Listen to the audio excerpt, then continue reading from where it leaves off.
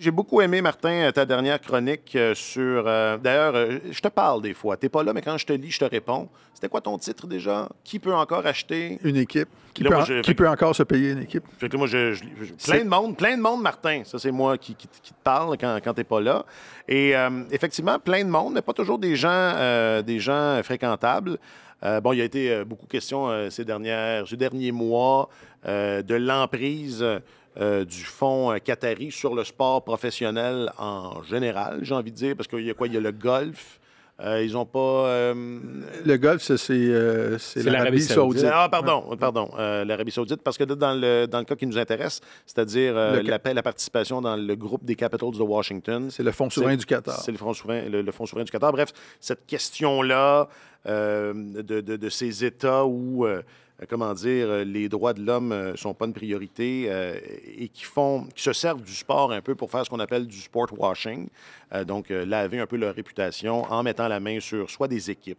Dans le cas du golf, c'est un circuit tout entier. Coupe du monde de foot, Jeux olympiques. Grand Prix de Formule 1. Exactement. Donc, là, on a une première percée dans le sport ou dans le hockey. Est-ce que c'est une première percée dans le sport nord-américain? En Amérique du Nord, oui. Parce que, bon, c'est le groupe de Ted Leonsis qui est propriétaire des Capitals, mais aussi des Wizards de Washington, de l'équipe de la WNBA aussi, si je ne m'abuse. Oui. Voilà. Donc, et c'est beaucoup d'argent parce que, bon, la vente des sénateurs l'a illustré. On en a parlé la semaine passée. Le retour sur investissement de Michael Andlauer dans le Canadien semble avoir été... 250 millions pour 10 très payant. Donc, ce qui voudrait dire que le Canadien est évalué à plus de 2 milliards, presque 2 milliards et demi. Puis c'est Sportico, c'est ce que tu cites dans ton article, qui est encore les Maple Leafs, qui sont l'équipe qui aurait la plus grande valeur, quelques centaines de millions au-dessus de ça, là, de 2,5 milliards. Bref, quand on regarde ça, on se dit, bon sang, il y a de moins en moins de familles riches ou, je sais pas, de gens qui vont être capables d'acheter des équipes de sport. Puis là, ça, c'est seulement en Amérique du Nord. On ne parle pas du FC Barcelone ou de Arsenal en Angleterre. C'est difficile d'imaginer c'est quoi l'avenir du sports business ou des affaires du sport. Et ça, je trouve ça intéressant. Moi, c'est une question que je me pose depuis longtemps. On se demande toujours à quel moment ça va arrêter. Le monde du sport est en expansion perpétuelle. Peu importe qu'il y ait des récessions, des guerres, ralentissement économique, taux d'intérêt élevé, taux de chômage élevé, les ligues professionnelles nord-américaines déclarent toujours plus de revenus, les salaires des athlètes montent, les droits de télévision sont plus élevés. Et on dirait que c'est une bulle à part du reste de la société qui est toujours en expansion, qui est toujours en progression économique. Et, bon, la valeur des équipes, je regardais ça, là, la valeur des équipes de la Ligue nationale de hockey s'est multipliée par 5 au cours des 14 dernières années. C'est quand même pas rien, là. C'était de la science-fiction. Quand le Canadien a été acheté, pourquoi? C'était 575 millions? 525 quand George Gillette l'a vendu. Et ça venait avec un amphithéâtre gratuit. C'est ça. Et les gens se disaient, voyons comment ils ont pu payer ça. Et le Canadien vaut pas loin de 2,5 milliards aujourd'hui. Juste depuis la pandémie, la valeur des équipes de la Ligue nationale s'est accrue de 25 même de plus que ça. L'ensemble des équipes de la Ligue nationale, c'est ça, c'est 30 Ils ont gagné 10. L'ensemble des équipes a gagné 10 milliards, plus que 10 milliards en valeur. Alors, c'est exponentiel. Et on continue à se poser la même question, où ça va arrêter? Et là, Ted Leonsis a donné une entrevue absolument intéressante dans le Washington Post cette semaine. Il s'est fait poser des questions. Il dit, écoutez, M. Leonsis, là, on lui posait ces questions-là dans le cadre du conflit de la guerre qui a lieu en Israël en ce moment. Puis on a dit, bon, vous avez ouvert votre capital, vous avez cédé 5 des actions de votre organisation au Fonds souverain du Qatar. Le Qatar est proche du Hamas. Vous ne voyez pas un problème éthique là et tout ça. Puis lui, il a dit, écoutez, moi, ces gens-là ont investi 200 millions dans mon organisation. Ce sont des partenaires silencieux. Ce ne sont pas des actionnaires. Ce sont des partenaires silencieux, des investisseurs. Leur argent est là. Ils n'ont pas le droit de commenter ce qui se passe dans notre organisation. Puis, ce sont des investisseurs ultra patients qui sont là pour un horizon à long terme. Et je ne vois pas de problème avec ça. Et il a dit, écoutez, vous êtes mieux de vous habituer à cette nouvelle réalité-là parce que là, les concessions, le prix des concessions est rendu tellement élevé que le bassin de milliardaires nord-américains capables d'acheter une équipe est de plus en plus petit et vous allez en voir de plus en plus des investisseurs étrangers ou des investisseurs institutionnels comme des fonds de placement prendre des participations dans des équipes et vous allez en voir surgir d'autres. Et donc, l'option comme celle que j'ai prise de m'associer à un fonds souverain du Moyen-Orient, il y en a d'autres. Je ne suis pas le premier. Et il donnait l'exemple de Josh Harris, le nouveau propriétaire des Commanders de Washington. C'est un monsieur qui a une fortune évaluée à 7 milliards de dollars. Là. Copropriétaire des Devils du New Jersey. C'est ça. Et il a dit, pour acheter une équipe de la NFL, il a fallu qu'il trouve 20 investisseurs minoritaires là, pour payer les 6,05 milliards nécessaires à la transaction.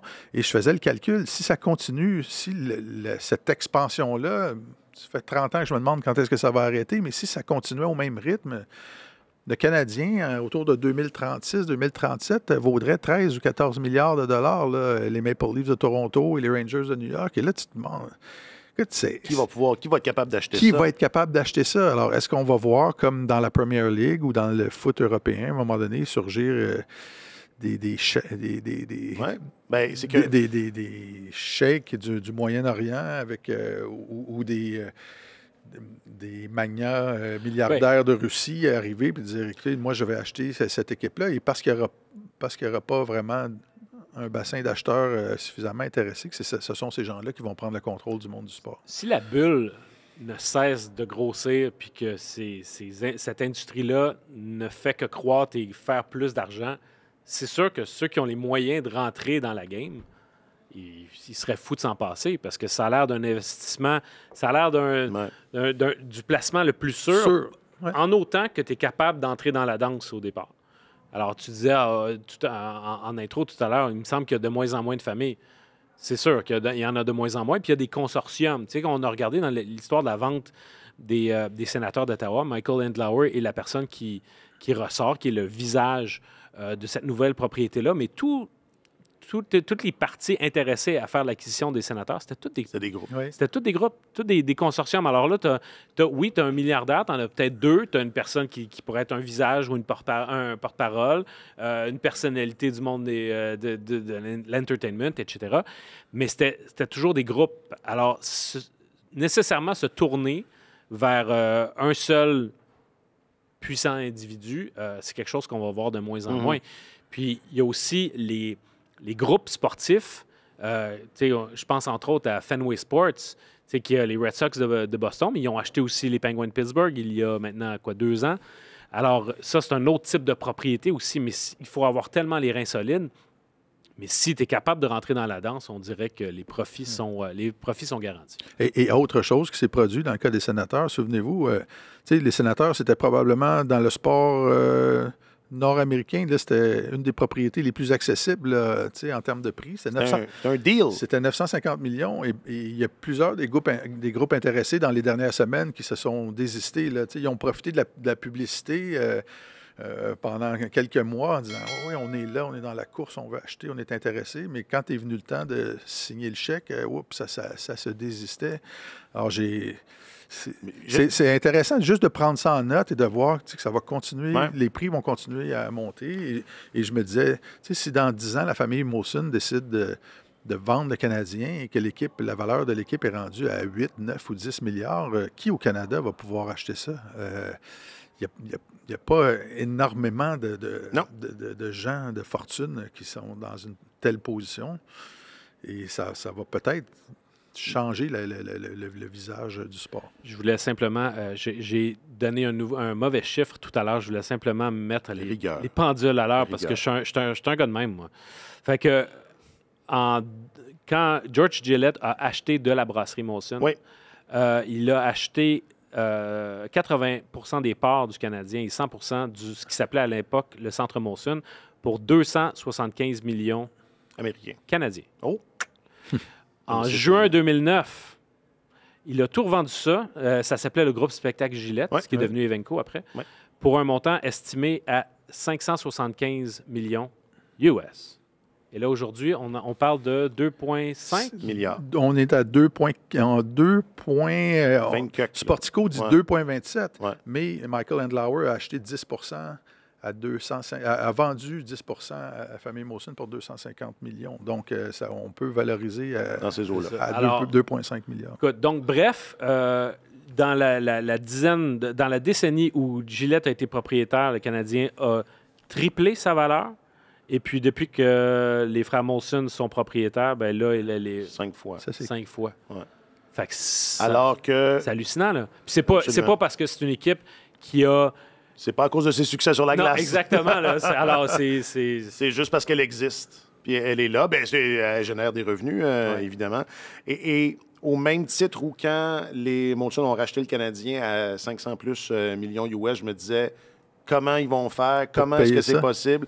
Je me disais la même chose quand Michael Andlauer a acheté les Sénateurs et probablement qu'il va arriver la même chose. Et que Ryan Reynolds va s'en mordre les doigts. Ses beaux doigts.